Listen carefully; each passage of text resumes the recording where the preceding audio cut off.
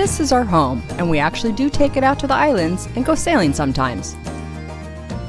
It was a lot easier to take the boat out before we got this, our dog, because dogs aren't permitted on the shores of the 3 islands we mainly go to, Santa Cruz, Santa Rosa, and San Miguel Island.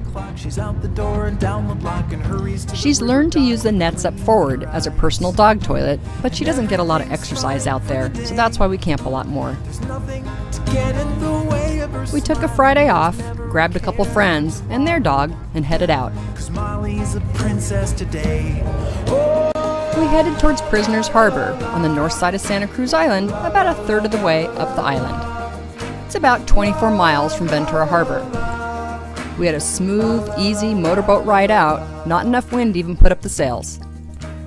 And we unzipped the enclosure so she could have a little breeze. This is California's largest island. It's almost 3 times the size of Manhattan. It has 77 miles of shoreline. It's up to 6 miles wide in areas and over 20 miles long. And this is Prisoners Harbor, with one of the 2 piers on the island.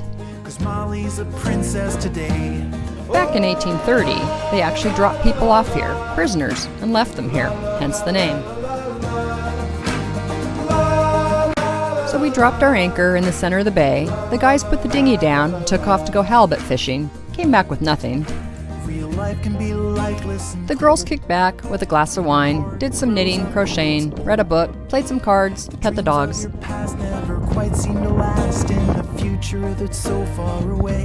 and relaxed. Had a few friends come out on their boats, happy hours and shared dinners, and beautiful sunrises.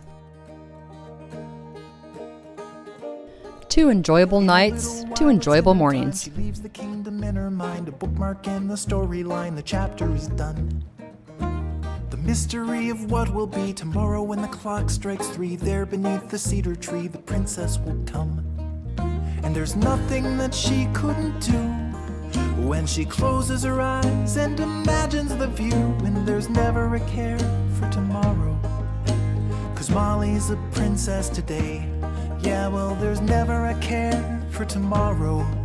And then it was time to pull up the anchor and head back to the mainland.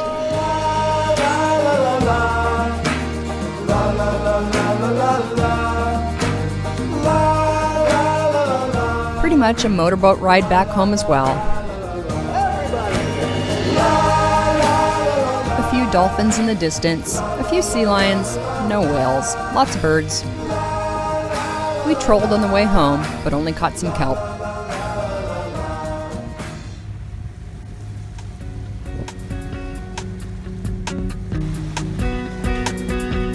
It's always a little sad to leave this island paradise.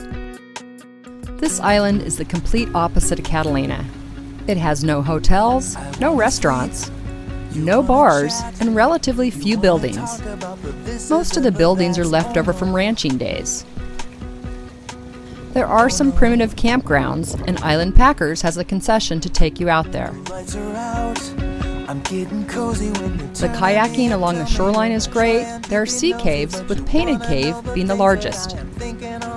Painted Cave is further up the north shore of the island and goes in over 1,200 feet. Years ago, we took our dinghy all the way into the back of the cave. Super dark, super creepy, and a lot of sea lions back in there. Something I probably can't do again. It was nice to see another catamaran sailing along. Probably headed back to Santa Barbara.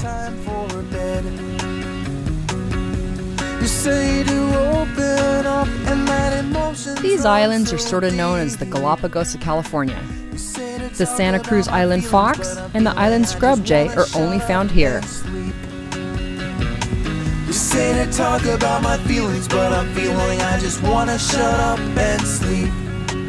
The channel between the mainland and the islands can get pretty windy, pretty nasty, and you have to look out for ships as well. I'm always overflowing while my feelings are just rowing away. All in all, a nice trip. 3 days, 2 nights, and we got to celebrate having this one for 5 years. Thanks for joining us on a recent trip to Prisoners Harbor at Santa Cruz Island. If you've enjoyed our sailing video, give us a thumbs up, subscribe. And if you have any questions about this island or our boat, include them in the comments below.